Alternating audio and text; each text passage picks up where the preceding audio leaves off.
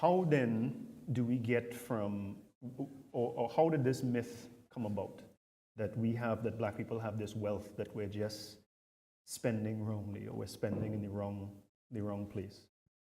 So there's been a what I try to do in this book is show just that from these beginnings, the short answer is that it was one of the mechanisms used after the formal end of plantation enslavement to say, we see black people trying to get into business, they're getting into politics as part of the whole anti-black, what Du Bois talked about in Black Reconstruction, the move to put black people back into slavery, as Du Bois.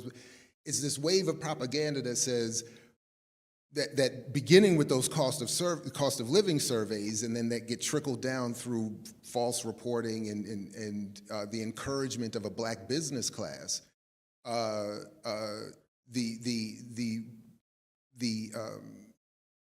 The fantasy is sort of developed that, well, if the people in my community who are going to a white business person to buy their products go to me to buy those products, then this will be good for all of us.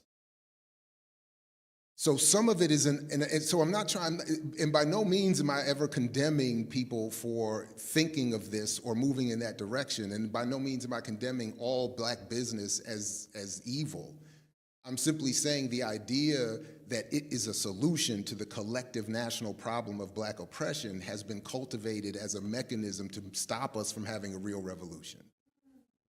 So a business class gets evolved and starts falling into class pitfalls, starts falling into just misunderstanding the scope of the problem, and starts passing it down. And then once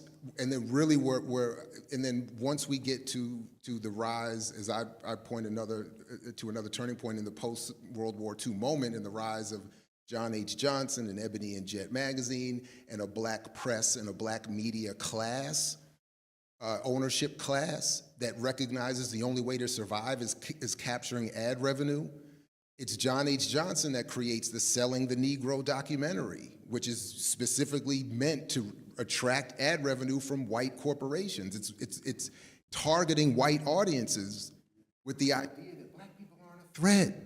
We're not a problem. We want to be middle class just like you. And if you give me money to advertise your products, I will reproduce your vision of analysis in my press.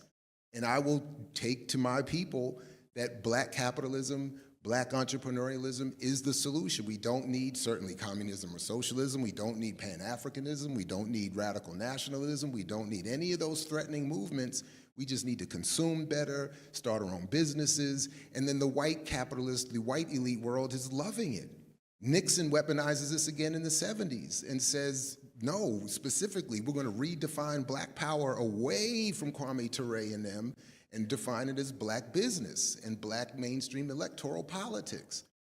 And then over time, and this is one of the trickier moments for me, is that some of our luminaries get caught up in moments in their lives and careers in repeating this, and then that gets recycled in the black commercial press all the way up to today, and even just yesterday, I see again on Instagram where somebody has taken a clip from Malcolm X in the early 1960s, I think around 1960 specifically, saying black business is the solution. And then I'm like, did you ever notice that we don't hear from Malcolm in these clips past 1963? There's a reason you're seeing this exact comment. Anyway, so this is how it just gets regurgitated over and over and over again. And then as I also try to show, just there's so many references to it. And people don't even, I think, realize how often it's referenced from church pulpits to mosque sermons to political spaces like this, to the most militant, to the most conservative, in all of these various press spaces, buying power, spending power, financial literacy. And then we just think it's real. And then we really fall into the trap that, oh, that's why we don't have it together. And that's what I'm saying is the mythology. It's fantasy. It's weaponized psychological warfare, really. It should be the psychological warfare of black buying power. Myth is too soft. Yeah.